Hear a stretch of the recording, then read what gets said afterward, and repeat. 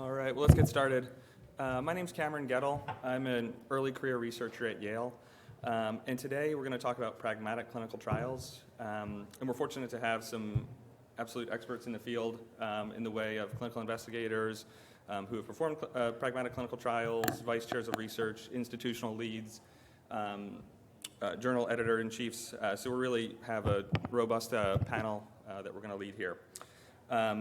By disclosure, I have never completed a pragmatic clinical trial. But Neither have we. Those folks.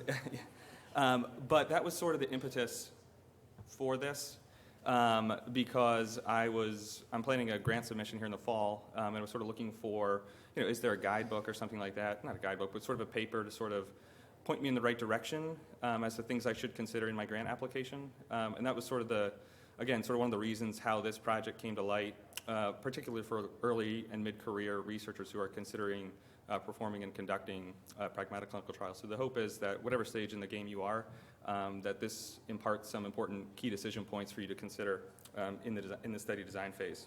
So thanks for being here. Just have some NIH funding disclosures. By way of introduction, the plan of the day of the hour will sort of be the first 20 minutes or so. We'll just talk about pragmatic clinical trials, what they are, the domains to consider. And in the second half, I really want to sort of give the floor to some of these luminaries here to sort of talk about their trials and the decision points that they considered along the way. So we have a great panel here, Dr. Yadam from Stanford, Dr. Wang from Ohio State, Dr. Hess from Vanderbilt, unfortunately could not make it. Dr. Grudson's going to be bouncing in as well from NYU, Dr. Bernstein at Dartmouth, and Dr. Melnick also at Yale. So learning objectives for today. We want to summarize some of the key study decisions and considerations when designing PCTs, identify potential study design types, and then determine some of the rationale and pros and cons for those study design selections within existing ED-based trials. From an agenda perspective, the first half of the talk that I'll sort of lead will be those first three bullets about, if any of you are familiar with the pragmatic explanatory continuum, with the PCT tool, and then the individual domains of that, as well as some of the additional study decisions outside of the PCT tool in the way of randomization and some human subjects concerns, IRB, regulatory processes to consider as well. Some study design types that we'll discuss and how they play a role in PCTs. And then the final part, the last sort of the meat of the presentation, sort of be the 25, 30 minutes with the co-presenters as well, discussing their example PCTs in the literature thus far. So the pragmatic explanatory continuum, no trial is wholly pragmatic nor explanatory. It operates on a spectrum. For those who are new to this research or these sort of terminology, explanatory is sort of, can this intervention work under ideal conditions?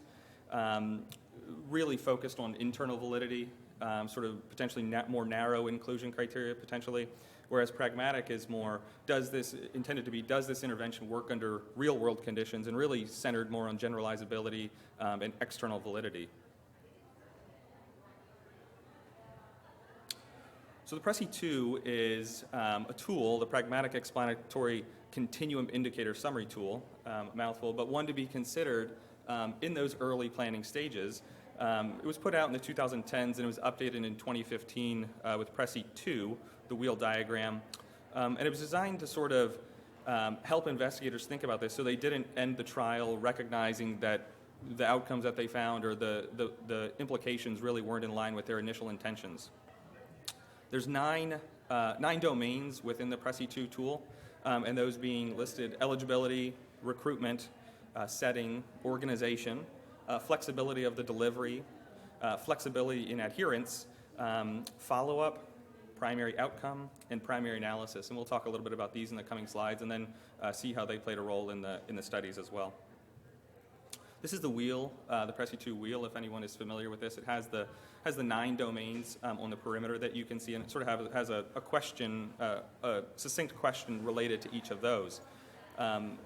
In the early phases, in design phases, If you think your study is more pragmatic, you would then put it on the perimeter of the wheel, sort of on the 5 scale. If you think it'd be more explanatory, it would fall on the 1 more towards the center of the wheel. And so, you'll see some of the example Preci-2 wheels from some of the studies that some of them are rather close to the perimeter for many of these domains. The next 3 slides are of those 9 domains. I'm going to show what a pragmatic approach might look like. Sort of a brief few words about what a pragmatic study would entail in the ED. So from eligibility criteria, one of those first domains, it's including a wide population with limited exclusion criteria generally. The more narrow we get, the more explanatory the trial inherently becomes. And just keep in mind with all these, again, it always operates on a spectrum. It's never binary, yes, no, explanatory, pragmatic. Recruitment is another one of the 9 domains. And with pragmatic trials, it's generally minimal overt recruitment effort. For example, ED trials tend to fall probably more on the pragmatic trial. Dr. Bernstein had mentioned to me that people are coming in and we're not, as opposed to outpatient settings, we're not enrolling specific people with a clinical condition per se, like cancer in the outpatient setting or something like that. These people are seeking our care in the acute setting, so it's sort of a unique instance that oftentimes makes ED studies more pragmatic in this domain. The setting, one might think, okay, all EDs are similar, but one to consider in designing these studies is that there's high and low resource EDs, and so doing it in a few highly resourced academic EDs might not translate to those more low resource EDs and enhance the generalizability of your study. Organization is one that I think potentially can decrease in the way of pragmatism. Oftentimes, or potentially your intervention may rely on additional staff to enroll, recruit, consent patients, or additional training that clinicians have to do for the intervention. That would potentially detract a little bit from the organization domain of a pragmatic study. Flexibility in the delivery of the intervention is meant to be that there's no rigid prescription of the intervention implementation. Any protocol that would suggest a managing of side effects of the intervention or a tightly defined intervention delivery would suggest more explanatory approach. And then adherence, flexibility to adherence, is how that end user interacts with the intervention. And pragmatic approaches would be allowing for more potential modification of that intervention by the end user and their engagement. The final 3 domains here are the follow-up. Pragmatic meaning there's no more follow-up than usual care. We're not getting additional blood tests. We're not having additional outpatient PCP visits for follow-up. And primary outcome, we want to make sure in a pragmatic trial that they're easily measured and salient to stakeholders. And finally, the intention to treat analysis suggests more pragmatic approach as opposed to a per protocol analysis. There's 2 additional study decision and sort of topics that we highlight here. And the first one is randomization. And so one of the things to consider is the randomization at the individual level or is it at a group or cluster level? And if it's randomized at the individual level, can clinicians avoid contamination? Meaning, would those who are randomized to the control group, would they be at all impacted by those randomized to the intervention group? Finally, in cluster or group randomized studies, one thing to consider in those early stages with a statistician is what's called the intra-class correlation coefficient. That's a little bit beyond what we want to do today, but it goes to the point from that bullet. Is there a correlation of participant outcomes that are in that individual group? The ICC ranges from 0 to 1, 0 meaning that those participants in the cluster, their outcomes are not related at all, with 1 being that they're completely related, and so essentially the group size is that of the cluster. Pragmatic trials oftentimes have an ICC more in the 0.1 range, so closer to 0. And the ICC is particularly important, determining that ahead of time as it greatly impacts and helps determine your sample size needed. So very important to work with a statistician to think about your clusters and the related ICC. The second additional study decision sort of outside of the PRECI-2 wheel is sort of when it comes to human subjects concerns or the IRB and some of the regulatory processes. Oftentimes in PCTs, it might be a larger pragmatic clinical trials, it might be a multi-center study, and so oftentimes a single centralized IRB may be used to eliminate redundant reviews across multiple sites. Sometimes there may be a default recommendation for written informed consent, and that may be more incompatible with the PCT study nature. For example, that domain specifically being the organization domain. If written informed consent is required and you have a research assistant or something like that to do that written informed consent, that would take away from the pragmatic nature. There are a few other, a little bit beyond the scope of this narrow talk is the additional consent options to be considered in designing these, such as broadcast notification, where you might post a sign on the wall, say, hey, research is being done in this vein. It's been done in the ED as well as the ICU as well, but something that you would be negotiating and talking with your IRB about. Opt-out consent, short form, and electronic consent are other options that can be considered. And in considering a waiver of informed consent, as sometimes pragmatic clinical trials do, one of the things that must be addressed is the common rule, and the research could not be practicably carried out without the waiver of alteration. And so some language to sort of consider in working with a regulatory board is sort of counter to the goals of pragmatic clinical trials. It's going to potentially hinder recruitment, it's going to limit the impact of generalizability, and so just some things to consider there. I'm going to go to the next section. I forgot to mention in the beginning, this work was recently accepted in Academic Emergency Medicine, and I have a link at the end of this presentation. We have an open access article where all this information is delved upon even further as well. And I'll share that link at the end. Additionally, in that manuscript is sort of choosing the right trial study design. Now, these are not unique to pragmatic clinical trials. Explanatory trials would also meet this as well, but there is some overlap with some of the decisions, particularly with group or individual randomization that might be considered in these studies. The first one, I share two on this slide and then two on the coming slides. The first one is parallel. And from this diagram, we can see on the top, you're probably most familiar with this one, parallel arm. One group gets the intervention, one group gets the control over the x-axis of time. The pros of parallel, there's no inadvertent contamination by unplanned interventions or crossover. The cons, it may require larger sample sizes. And the rationale I sort of list there as being, it's appropriate if there would be concerns of regarding crossover or disease progression over time. Crossover, the second one, probably potentially familiar with as well. Group A gets the intervention over initially, Group B gets the control, washout period in the middle, and then the individual participant remains as their own control. And the pro of that, like I said, is the treatment effect within the participant. The cons are that we risk contamination if that intervention is not turned on or off adequately. And the rationale, it'd be appropriate if there's potentially temporal confounders that may prevent a balanced distribution between the groups.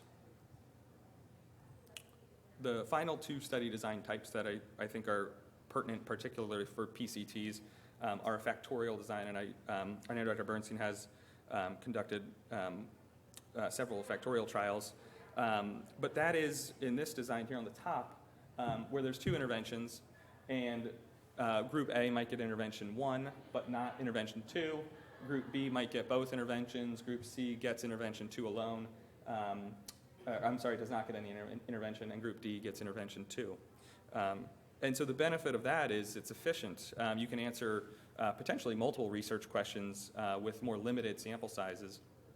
Cons, potentially it's more statistically complex, and you might run across difficulties in meeting your inclusion criteria for both. And it does allow assessment and it's not it doesn't have to just be a 2x2 factorial, it can be 3x2, 3x3, complexity can increase. But you can sort of, from that rationale, you can or the investigator can see the dose response of the intervention and how it impacts across different populations or groups. And then finally, stepped wedge. That's on the bottom, and 6 groups, for example, and I show a washout period, but if you're going from control to intervention, you probably don't need that, but you can see over time, group A gets turned on to the intervention, followed by B, C, through F in varying time stages. The pros of that, all participants receive the intervention, and it's possible to control for those external temporal trends. Cons are, again, a little bit more statistically complex than some of the other ones on the prior slide. And it addresses some ethical concerns that all participants would not get the intervention if there's anticipated benefit from the intervention. So that's the first about 15, 20 minutes, which I think is great, because we give enough time then now to sort of shift into some of the example pragmatic studies from the people that I'd mentioned earlier. And so this is going to involve, each person is going to sort of talk a little bit about one of their studies and the pragmatic nature of it. And then there's going to be a little bit of audience engagement with poll everywhere. And I'll pop up the information if you have your phone or your computer and you want to play a part. That would be wonderful from an audience engagement perspective. And so, Henry, do you want to stand here? Sure. I will. Come on up, we'll switch places. Sure. Oh, this is exciting. It's interactive. Very cool. I'm Henry Wang from the Ohio State University. I'm still getting used to that. And I'm here to talk about a trial I led several years ago called the Pragmatic Airway Resuscitation Trial. It's a completely non-controversial topic in EMS, airway management. I should reframe that. Airway management is one of the signature controversies of EMS care. For 4 decades, paramedics have been performing endotracheal intubation as the gold standard of airway management in the out-of-hospital setting. But we've known from subsequent data over the last 20 years or so that there are many adverse events associated with pre-hospital intubation, and we also struggle to provide enough training for them to achieve the expert level that's necessary to do well. There are newer supraglottic airways, iGels, King airways. These newer generation devices are simpler, seem to ventilate just as well, seem to have a lower adverse event profile, but they have never been tested head-to-head against endotracheal tubes. And so the objective of the PART trial was to compare these 2 strategies of airway management head-to-head. This was a study conducted using 5 sites and 27 EMS agencies of the Resuscitation Outcomes Consortium. It was funded by the National Heart, Lung, and Blood Institute. The EMS agencies were cluster randomized with crossover to the 2 different airway management strategies. They would do intubation for 3 to 5 months, then cross over to the King airway for 3 to 5 months, and then back and forth, and stop sometime along the way when the statistician would tell them to. The primary outcome was 72-hour survival, and the trial enrolled about 3,000 adult out-of-hospital cardiac arrests. Okay, let's see if we can get this to work. Okay, so here is how we recruited subjects. We included all adults 18 years or over with out-of-hospital cardiac arrest requiring active ventilation, which means bag valve mask or higher. We enrolled using exception from informed consent, and we excluded children, prisoners, known pregnant women, and trauma patients.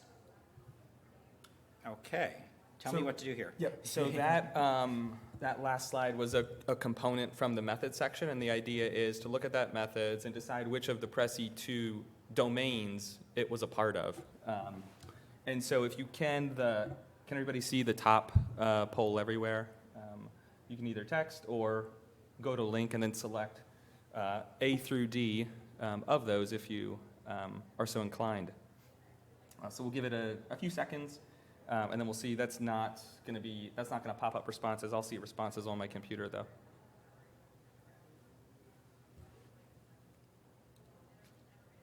And then Henry, maybe you just want to pop back to give it a few minutes and then pop back to the methods so people can take a look at it.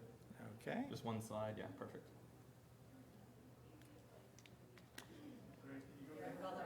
Sorry, maybe wrong time. All right. I guess it's pollev.com/ Cameron, maybe you want to go one more? Sorry to make it nauseating for people. Cameron Gett, Yeah. Gettee, 527. 527. How do we vote for each one? A through D. A through D. Okay, there we go. I am fired up here.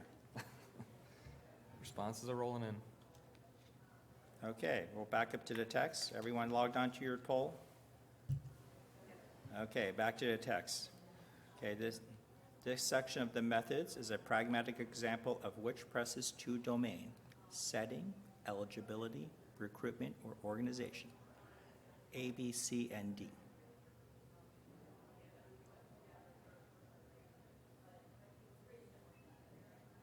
Okay, still see some responses. We'll give it 15 more seconds.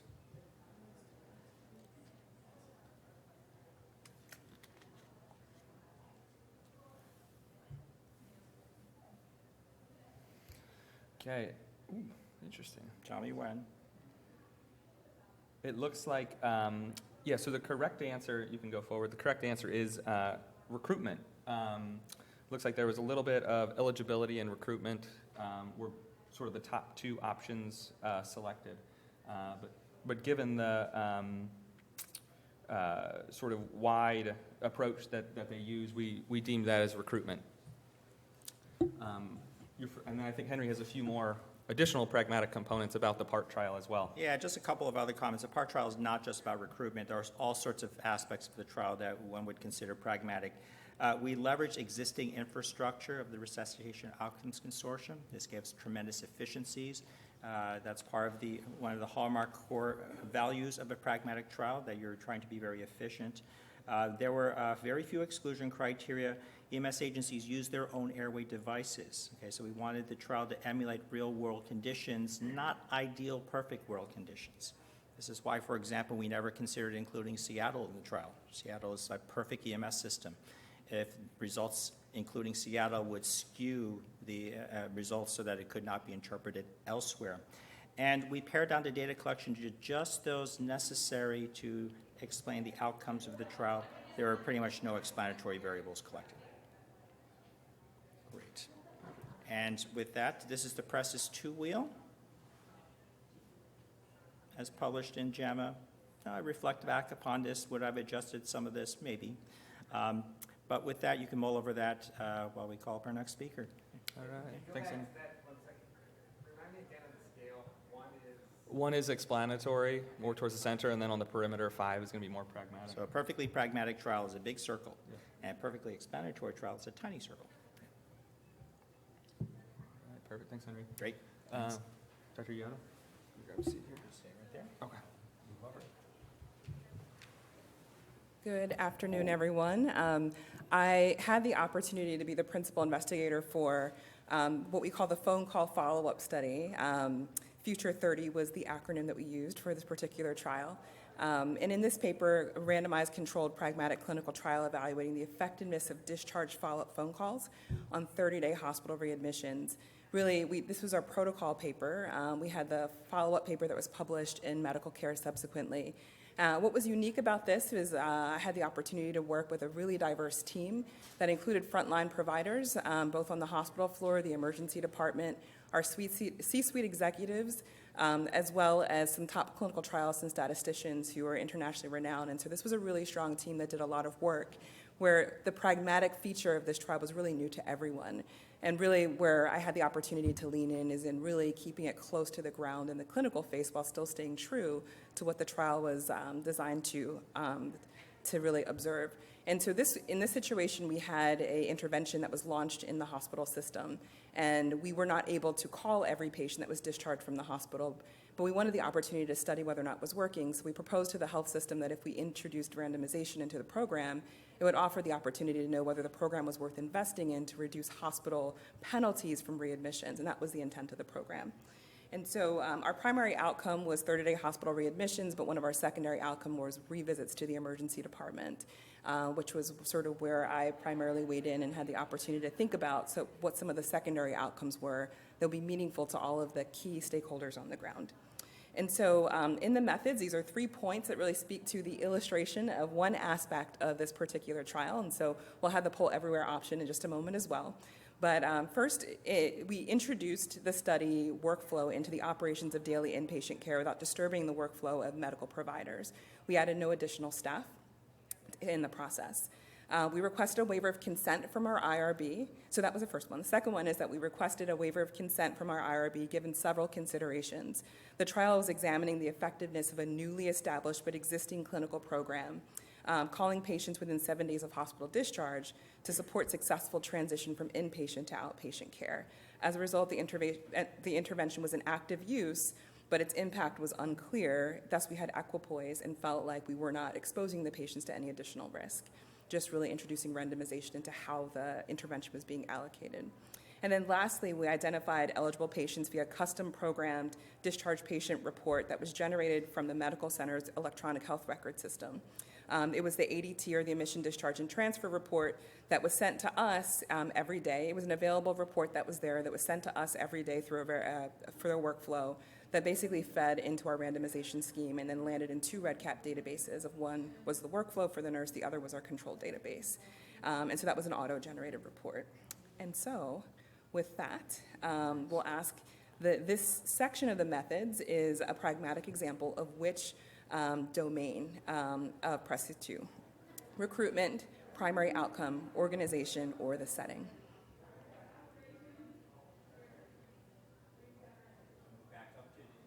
Sure. This is a tough one.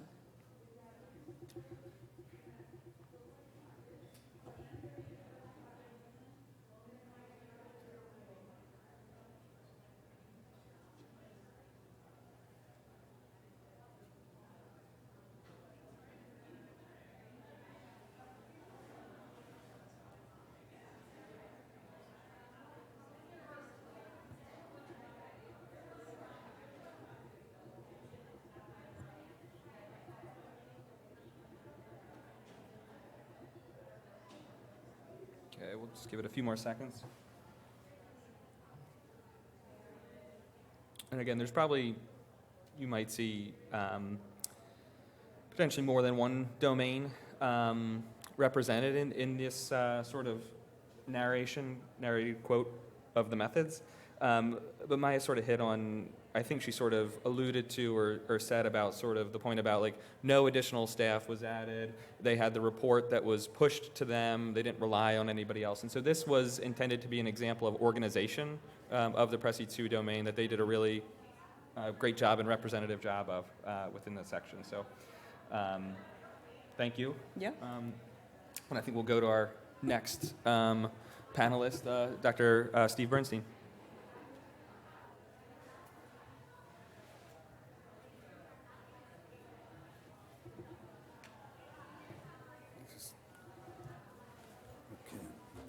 Thanks, Cameron. Good afternoon. This is a study that we did a few years ago at Yale, which was not actually in the emergency department. This was set in the inpatient wards, the med-surg inpatient wards of the hospital. The purpose of this study was to see if we could use the electronic health record, EPIC, to help providers identify people admitted who smoke and then offer them evidence-based treatments and do it in as minimally invasive a way as possible. So the way this worked was this was a combination of a BPA, best practice alert, that would pop up when the provider admitted the patient, if that patient was a smoker, 18 and up, patients were 18 and up. And then that BPA, if the provider accepted it, would bounce him or her to an order set where they could order medications, but we also pre-populated certain other interventions that the provider did not have to click. So in other words, they were opt-out. And the general goal of this was to help increase the proportion of patients who got admitted who smoke, who received medication, who received a referral to the free state Smokers Quit line, a counseling service, and also increased referrals or notification to the patient's primary care providers that treatment had begun. So I mentioned that, much of this was opt-out. Again, we wanted to really decrease the incremental work burden for the inpatient providers, all of whom were either hospitalists or physicians, internal medicine or emergency medicine physicians rotating on the inpatient services. So again, if the provider accepted the alert, your patient smokes, or words to that effect, then the order set would open. We would automatically populate the patient's problem list with tobacco use disorder so that future providers would know about it. And we would send an automated referral to the state smokers quit line. And then the provider, if he or she chose, could order medications. And that was the only part of the intervention where the provider had choice of whether to order the meds or not. They could opt out of that. And if they wanted to not do the other things, like the not referred to the quit line, they would have to unclick, something in the BPA. So we made it as simple as possible, and we thought that would save them time. So of the various domains you see here, that order set might constitute what might hit on which PCT domain.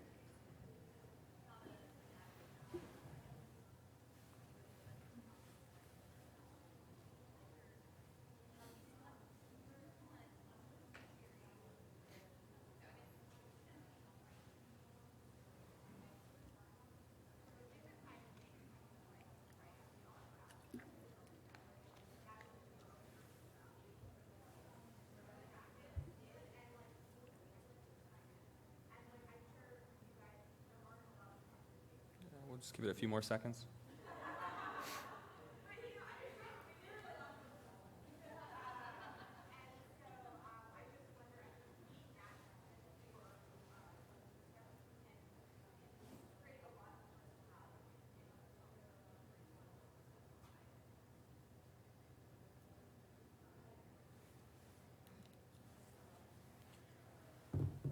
And so overwhelmingly, this one was correct.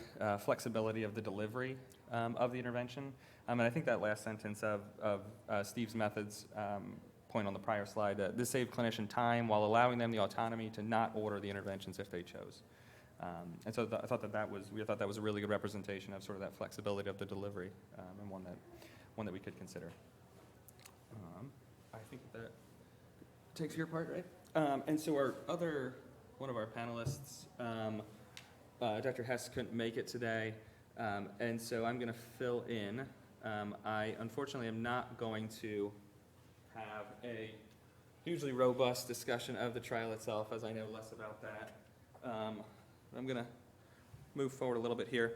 And so Dr. Hess was a part of a study here in JAMA Network Open a few years ago, looking at head CT, a choice aid for parents of children with clinically important TBI.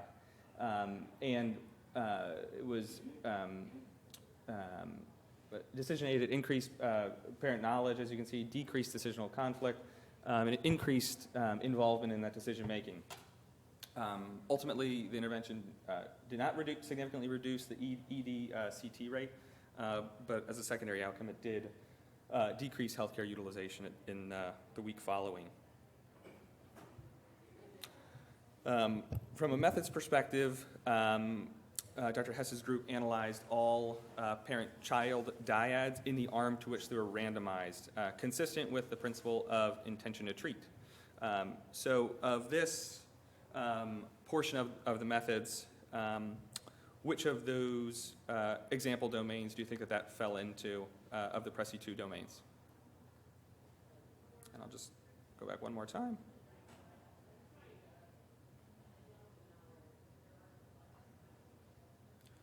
And back to the options. Let me activate the poll if it's not. Okay. Looks like it is.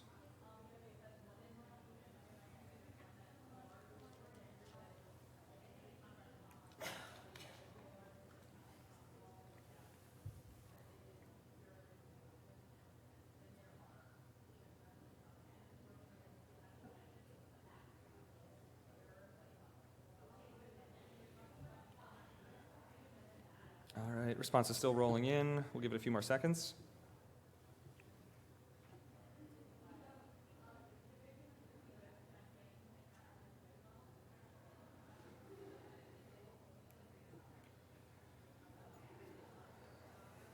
All right, and we'll stop there. And the correct response to this one was primary analysis. This was intended to be a representative example of using intention to treat analysis as an example, the primary analysis, as opposed to a per protocol, which would be more explanatory.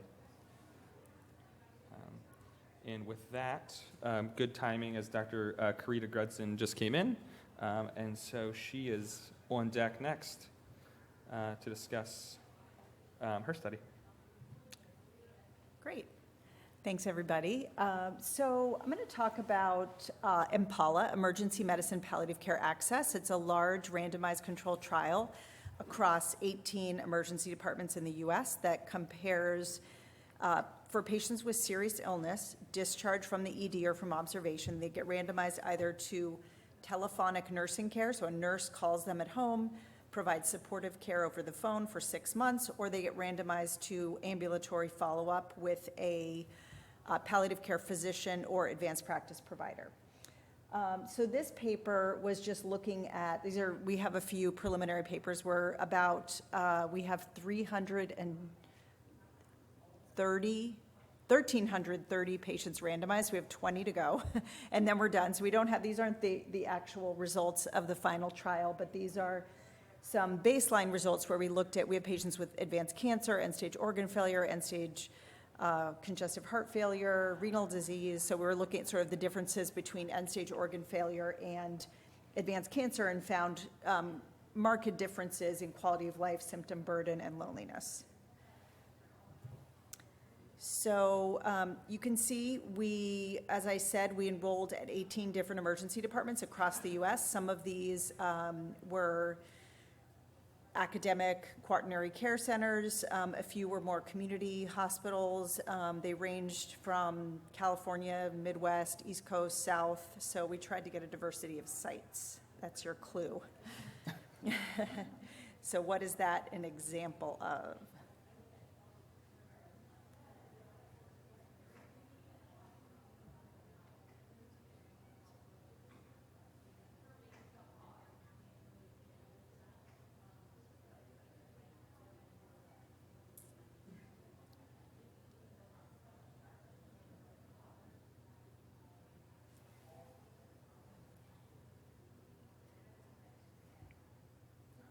All right, we'll just give it a few more seconds.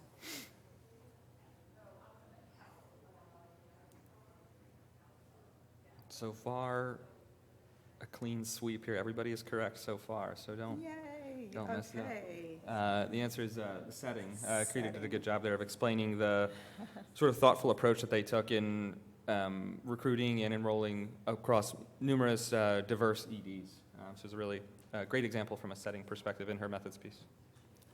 Anything else to add, Karita? Oh, yes, she is. No, just this is our press we didn't do a wheel. We kind of went into a more explanatory place. So as you can see, setting, this actually focuses more on, I think you can make a real argument with reviewers for those writing a pragmatic trial that the ED is actually a great setting because unlike private practice or other areas, everyone comes regardless of their ability to pay. So I think that really resonated with a pragmatic trial done in the emergency department. So if you're going to do that, I think talk that up a lot because they liked that aspect of it too. Okay. Awesome. Perfect. Thanks, Karita. And then our final speaker is going to be Dr. Ted Melnick.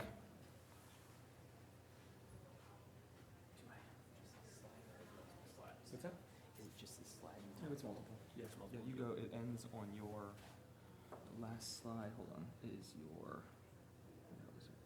the last slide is your PCT. Okay. So go until you see your Can I PCT. advance here? Yeah, just Okay. all right. All right. Hey, Ted Melnick from Yale. Going to tell you about the EMBED trial and several parts of what made it pragmatic.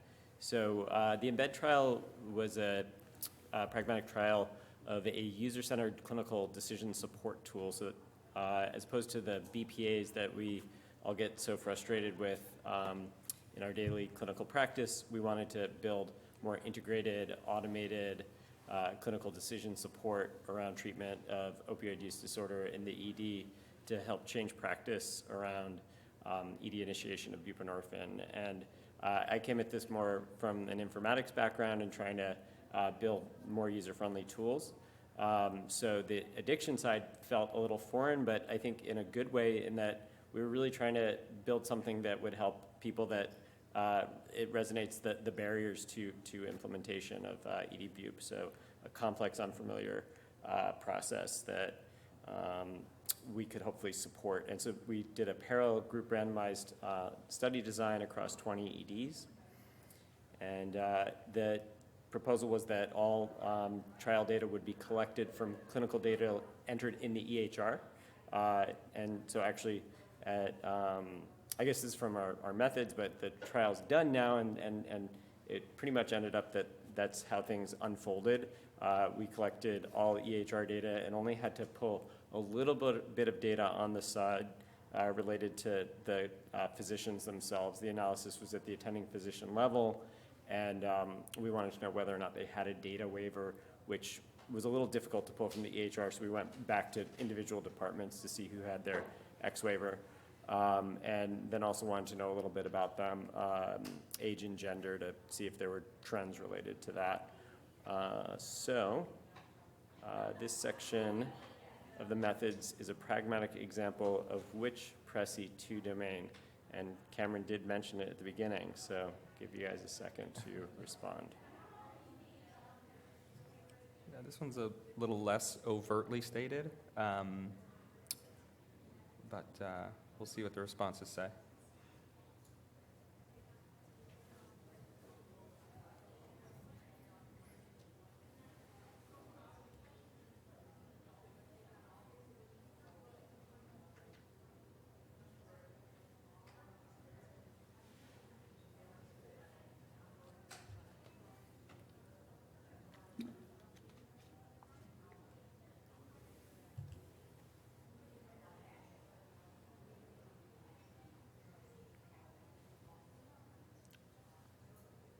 Give it a few more seconds. A few responses. So we'll stop. This was intended to be an example of a pragmatic approach to follow-up. Ted's group didn't require any extra lab draws or follow-up with primary care or any outpatient providers. It was heavily, Ted did a great job with the integration with the EHR. I think that was an incredible strength in relying on that. And so that was an intent to highlight that PCT domain. And then I think Ted has comments there, and then also some other pragmatic components of EMBED as well. Yeah. So really the idea was that we would build tools that wouldn't get in the way of clinical practice and could be embedded into as close to real-world routine practice as possible, which sounds very pragmatic, but specifically, like if you think about having an RA enrolling a patient and consenting that the doc and the patient, hey, can you use this digital tool? That's really going to get away from the pragmatic spirit of can this be embedded into routine practice. So this was the PCT wheel that we put together at the time of the application. I would say some of it maybe I'd change a little bit. Just recruitment was quite pragmatic. Flexibility of delivery as well was a big exercise in what could we really deliver across multiple health systems with fidelity with our intended pieces of the intervention itself. The intervention supports as needed, making a diagnosis of opioid use disorder, assessing withdrawal severity, which drives treatment regimen, as well as motivating patients to start treatment. And then once you get to that, can automate a bunch of activities in the EHR, writing the note, putting in the orders, prescriptions, giving a follow-up. But it looked a little different across health systems as we had to scale it up pretty quickly. But every health system had to have fidelity across that. So I think we had a lot of flexibility with the delivery.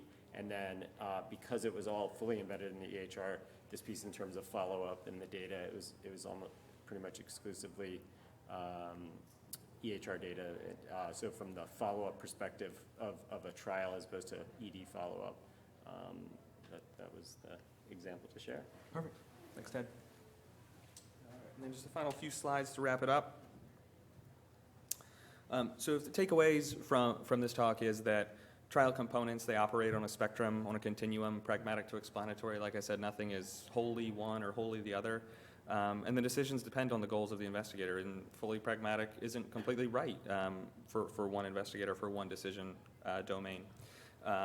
Findings of pragmatic trials do offer a little bit of wider translatability and generalizability, and investigators in my phase and maybe your phase as well, and anyone's phase, should sort of think with the end in mind, and sort of, it's always difficult to sort of save that trial post hoc. As I mentioned earlier, this was recently accepted at the end of, or published at the end of April. So some of these findings, a little bit more greater detail, more studies to consider for investigators thinking about PCTs, can access this open access, so you can see its copy today. Finally, feedback. If you want a QR code, that we really appreciate the feedback, how this went, if it was helpful.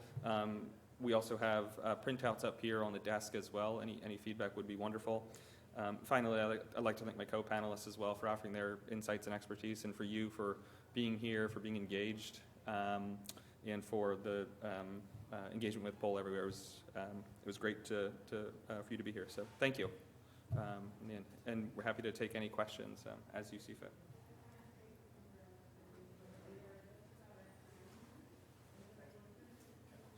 Obviously, I haven't read the paper yet, but just in concept, the wheels are presenting the explanation of your design, right, using this structure. If I'm a journal editor, if I'm a grant reviewer, am I expected to see this wheel or see this table? Or is there an advantage? If you're doing that when you review it, when you read it yourself, but do you want to explicitly rank yourself?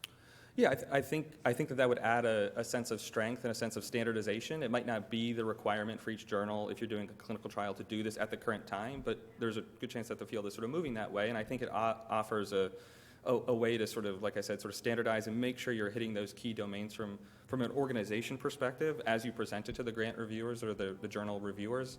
They're making sure that you're considering each of the key domains that they may be familiar with, and any co-panelists as well. Henry, as maybe a journal editor-in-chief, I don't want to put you in the spot. If your grant or your paper contains the word pragmatic, you should probably have a Presses wheel. Yeah. Stick it in the appendix. Yeah. I can add, maybe loud enough, but in terms of submissions, many of us are familiar with like strobe guidelines, and there's a checklist that you include. There is now one for pragmatic clinical trials. It doesn't have the wheel, but has the same criteria that are listed out, and so it's a little bit of a different format, but the same idea. And adding a wheel is something that I've always recommended, because I think it just makes a nice visual. Be able to find a nap to make a wheel. Yes. That's what we need. Everyone has to reinvent the wheel each time. I'm pretty sure the Press E2 website will build it for you. Oh, okay. Yeah. Do you like Google Press E2? Yes, sir. Send a mic. Here, I'll bring it. Oh, okay. We're told on Zoom you have to be on mic. So people on the mic can hear you. Thanks for the awesome presentation, very informational. You have to forgive me, I have a very sort of silly but pedantic question. My understanding is what makes a clinical trial is the fact that the sort of, let's speak about randomized trials, is that the randomization and intervention comes from the research team. So that's what makes a randomized trial a trial. But in a pragmatic trial, it strikes me that the organization members and reps will be the ones doing the implementation and maybe even the randomization. That's kind of where you'd like it to go if you really want to be pragmatic. But then, if the organization is doing the implementation and the research team is just collecting the outcomes, doesn't it then become an observational study? And I'm just wondering, I'm struggling to see, like, a truly pragmatic trial seems like an observational study from the perspective of ethics and the research team. I know it's very silly, but I'm struggling to reconcile these in my head.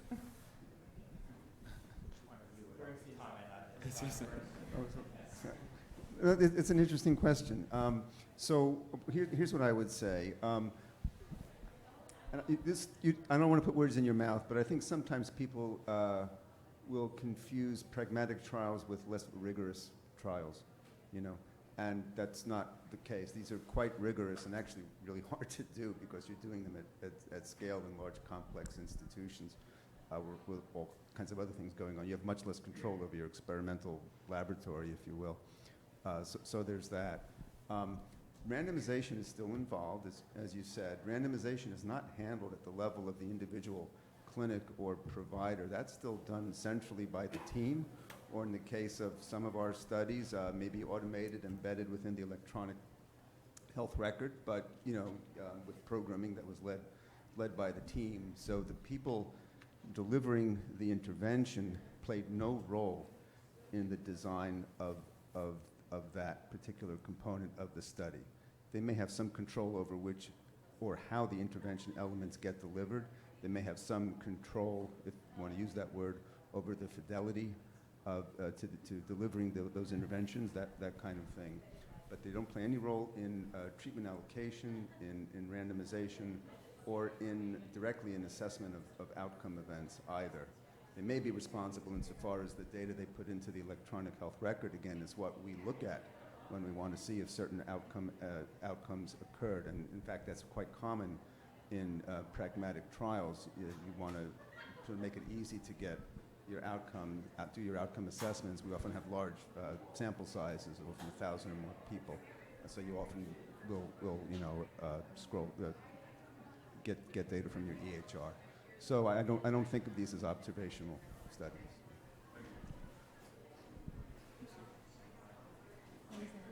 Oh, just a brief comment.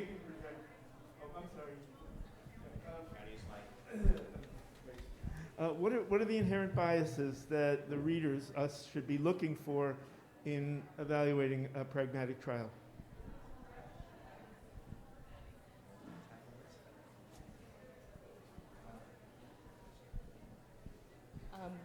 So I think one of the key questions is it really pragmatic in terms of its design? I think that's the biggest bias I'm sorry?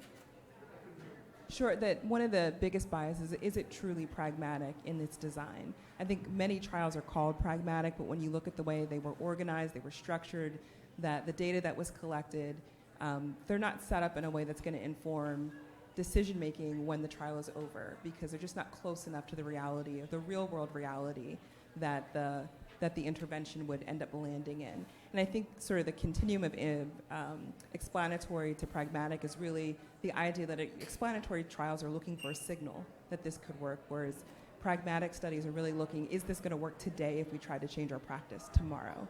And so I think really being able to read through the design and the setup to say, does this sound like what we do on the ground, is where a lot of the biases where what people say is pragmatic may not be as pragmatic as they might want it to be. Hopefully that's helpful. So with that in mind, are you, like, what are sample size calculations? Because you're probably looking for smaller effect sizes because it's under regular circumstances, not ideal circumstances? I mean to hop in there, and we have some other folks here that can answer too, but I'd say it's complicated because often you're dealing with a messier environment where you're looking for a signal, so you need larger sample sizes, and your question often has to be a little bit tailored to account for that, so it's a little bit of a dance between your sample size, what you're trying to answer, and what's a real world answer that's going to help change practice. I don't have an exact answer, but hopefully that helps.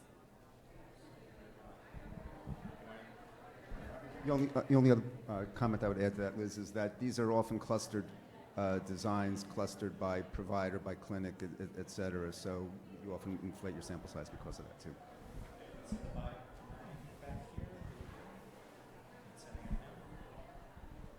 Somewhat of a follow-up to his question, if you're using a healthcare system as your intervention, for example, our group is 260 physicians, and I'm using them to click a BPA, do those physicians have to be informed of the research? Are they all city trained, so on and so forth, for a logistics purpose?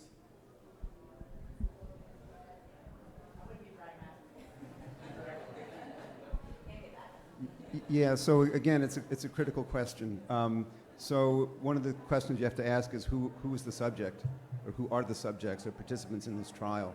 And when you're looking at that kind of stuff, often the provider himself or herself is also a participant. Depending what you're doing, you may need written informed consent, verbal informed consent, or you may be able to get a waiver depending what you're looking to do. In the study I presented, we had two groups of participants, the patients, but also the providers, and we randomized 250 providers in that study. They all gave consent. Ask you guys a related question. You have these incredible interventions and widgets leveraged through Epic or Cerner. give us a hint of what it was like to make those happen. How many years of life did you lose in the process? I think I got more gray hair. It was really hard. I mean, the difficulty in our trials is probably a little bit simpler of a design than some of the others that were mentioned today. But the really critical piece was how to make it like basically invisible to clinical providers. And so we really had to bring together different parts of the health system that were not used to talking about research, not used to interacting with research, and not used to delivering products with a research mindset. So how do we deliver a report that's intended to be randomized? So when we receive it, we upload it to R, it randomizes it, sort of sends to 2 REDCap databases. So we needed it in a certain format that just didn't follow the language and the speak that the business process analysts are used to putting together for the C-suite. So having institutional leverage to make those things happen is really critical when they're at that level of scale, which we had in this particular study. But the amount of meeting time and sort of conversations about what we talked about and what we got in order to get it in line with what we needed for the study to be effective was very difficult, and resulted in me having a lot more gray hair than I'd like. Okay, I don't want to stop the discussion prematurely, but I was notified there is a 3 o'clock and we're running up against that. So I appreciate everyone's engagement. We'll be around, so thank you.